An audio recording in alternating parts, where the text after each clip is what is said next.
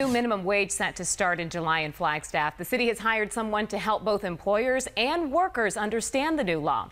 Team 12's Jessica DeNova sat down with the man in charge of educating the community about the fast approaching changes. The new minimum wage of $10.50 an hour goes into effect here this summer, and businesses and their employees have a new resource to reach out to in preparation. As customers walk into the print Raven, every copy ordered and printed needs a worker behind the job. Beginning in July, that employee and many others in Flagstaff will be making $10.50 an hour. And that's where James's efforts will be important. Ed Goodwin and his wife say they won't have a problem cranking out the new minimum wage and understand the gradual increases that come with it, the raises ending at $15.50 an hour by the start of the year 2022. But if you slice out the details, things get a bit more complicated. Details, I think, probably people are not aware of, and hopefully James can help people understand and help with those reporting requirements. James May hopes to do just that.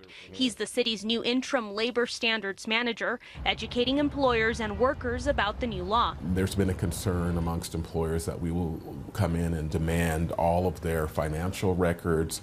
That is not our intent at all. He says investigations will be complaint driven. An employee or a worker who feels as though they're not being paid the appropriate minimum wage now has a local avenue to pursue their claim. If it turns out the accusation is valid, there could be penalties. The employer could end up paying up to 3 times the owed back wages. As the first city in Arizona to implement a local minimum wage, May says there are a lot of eyes on Flagstaff. I've received calls from across the country looking to replicate these new standards if they don't cause too much trouble here.